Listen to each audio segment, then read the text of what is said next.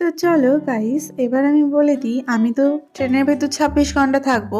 তো তার জন্য আমি কি কি এই 3 বারে খাবো, মানে সকালে, বিকেলে, দুপুরে, সেটাই তোমাদের সাথে শেয়ার করব।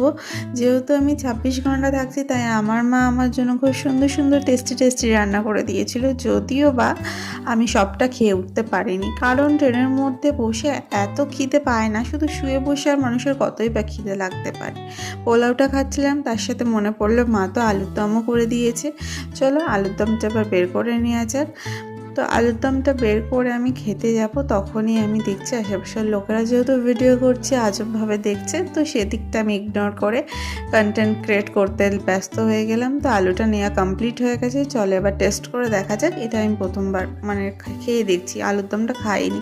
তো খেতে গিয়ে দেখি স্মেল বার হচ্ছে, তো খাওয়া যাবে না, নষ্ট হয়ে গেছে। যেহেতু এই এয়ারটাইট কন্টেনারে ছিল, তো পুরোটাই আর কি ওয়েস্ট হয়ে গেছে বন্ধ থাকার কারণে। যেহেতু গরম গরম মা রান্না করে দিয়েছিল, হয়তো নষ্ট হয়ে গেছে। পোলাওটা অফকোর্স ভালো আছে, তো মুখের স্বাদটা একটু চেঞ্জ করতে একটু নমকিন খাবো ভাবলাম।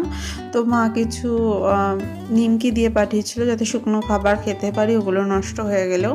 তো বাইরের দৃশ্য দেখতে দেখতে সেটাও খাচ্ছিল, এবং আশেপাশের লোকজনেরা আজবভাবে দেখছিল, তাতে আমি কিছু ইগনোর মেরেছি। তো ফাইনালি আজকের দিনটা এভাবেই কাটবে, সারাদিন শুয়ে বসে। ভালো লাগলে লাইক করে দিও।